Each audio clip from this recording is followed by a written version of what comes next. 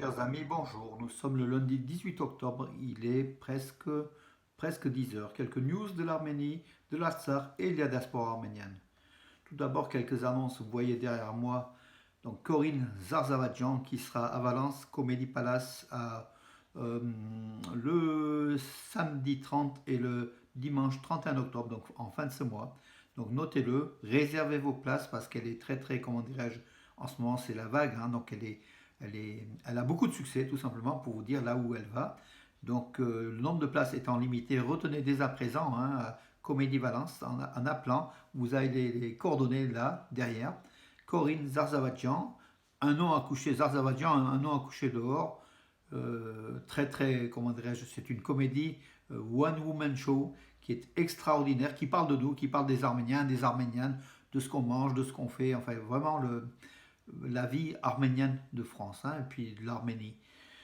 Voilà, donc pour cette partie-là, ce vendredi, donc l'association Arménia organise encore une fois une table ronde hein, sur la diplomatie depuis 1878 et le congrès de Berlin, avec bien sûr l'Arménie à chaque fois flouée par la diplomatie européenne. Peut-être aussi qu'elle n'était pas à la hauteur avec ses diplomates, et souvent, comme on l'a vu à la conférence de Sèvres, avec deux délégations arméniennes, comment voulez-vous que les Européens ne rigolent pas?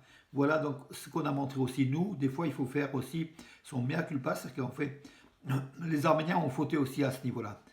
Voilà mes amis, donc pour les annonces, oui, aussi la Maison de la Culture Arménienne de Valence, le vendredi 12 novembre à 20 heures, présentation du livre de mon ami Valoujan Djibachian, qui écrit dans beaucoup de journaux aussi arméniens, et quelqu'un qui a une forte expérience en matière de rencontres avec des responsables, avec des membres éminents de l'Arménie et de la communauté arménienne.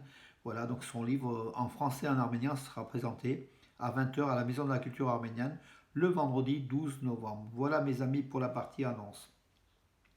Revenons à l'Arménie. Donc Arman Tatoyan, monsieur droit humain en Arménie, dénonce la présence donc des forces azéries dans la région de l'Arménie souveraine de Geralkunik, derrière le lac Sevan en fait, hein, voilà. Cette présence qui est forte, de plus en plus forte. L'Azerbaïdjan qui crée qui construit des abris, qui développe sa présence donc sur le sol arménien en construisant même des routes d'accès jusqu'à leur position, augmente le nombre de soldats, augmente le nombre d'armements, donc, et bien sûr, au péril, une menace directe pour les villageois arméniens de la région et pour la souveraineté de l'Arménie. Donc Arman Tatoyan qui fait rapport sur rapport, qui dénonce, qui présente, mais l'Europe, c'est où? Enfin, je sais pas, l'Europe, elle n'a pas encore bougé, les États-Unis encore moins. Voilà, donc la situation se complique singulièrement en Arménie, sous les yeux de tout le monde, tout simplement, hein. 31 nouveaux cas de Covid-19 enregistrés en Artsakh donc samedi. Donc voilà, donc ça, comment dirais-je, le virus il revient en force. Donc, mais l'Arménie et l'Artsakh font de plus en plus de tests, donc c'est normal aussi peut-être que le nombre de porteurs du virus soit en augmentation.